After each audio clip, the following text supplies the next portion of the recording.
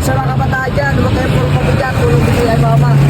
Kung may neneng binga sa Quiapo, meron naman tayong boy balance sa Taguig. Isang estudyante na ang gusto sa buhay ay makatulong sa kanyang magulang. Kaya nga sa murang edad ay nagbabanat na ng buto para mairaos ang pang-araw-araw na pamumuhay at gastusin sa kanyang pag-aaral. Yun mga kaipips, so naabutan natin dito si Kuya, pinara na natin yung nagtitinda ng... Anong benta mo Kuya? Palitaw tsaka bigo po. Palitaw tsaka biko?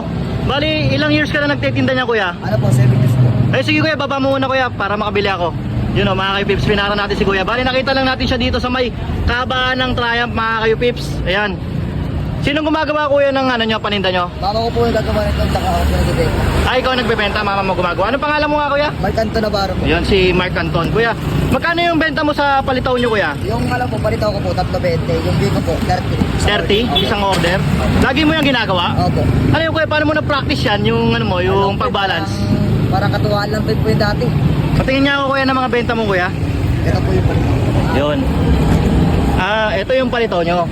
Opo, 3.20 po. 3.20. Sige Kuya, order ako niyan.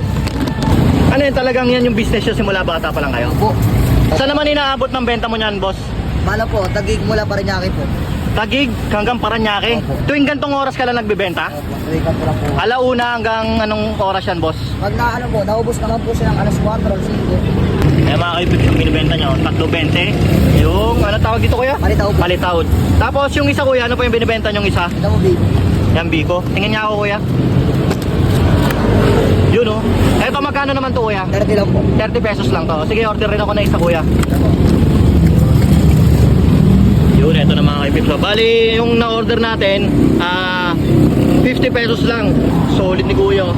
Sipag eh. Ilang taon ka na Kuya? 20 na po ako. 20? Opo. 20 anyos ka lang? Nag-aaral ka pa? Okay, laro mo po. Yun oh. Working student pala si Kuya oh. Saan ka nag-aaral Kuya? Good Shepherd po. Sa Good Shepherd. Dito lang din sa Taguig. Yun, taga-Taguig talaga kayo. Opo, Taguig. Yun, ito mga gantong bata, suportahan natin to. Tingnan mo, ang galing pang mag-balance. Dati ka ba Kuya nag-circus? Hindi? Talagang pinag-aralan mo lang talaga? Bangis yun. Habang yan yung gamit niyang bike mga kayo pips. Tapos, tingnan nyo kung ilang patong yan. 1, 2, 3, 4, 5, 6 na patong mga kayo pips. Nilalagay niya sa ulo niya tapos binabalance niya. Simula Taguig hanggang Parañaque. Ganun kalakas si Kuya. Kaya tikman namin itong tinda mo ha. Yan, salamat.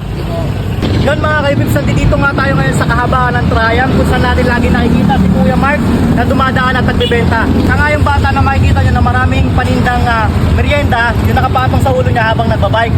So ngayon mga kaibibs, sumorder tayo sa kanya ng palitaw mga kaibibs. Nagkakahalaga lang to ng 20 pesos, 3 piraso na. Ngayon tikpan natin. Ito yung mga hinahanap nating merienda mga kaibibs kasi ngayon sa ngayon bihira na makakita nito. Makakita ka man nito tuwing umaga o madaling araw lang. Solid. Malambot yung palitaw nila. Talagang yung literal na makikita nyo na paninda doon sa tapat ng simbahan o kahit sa palengke. Ito yun. Sarap.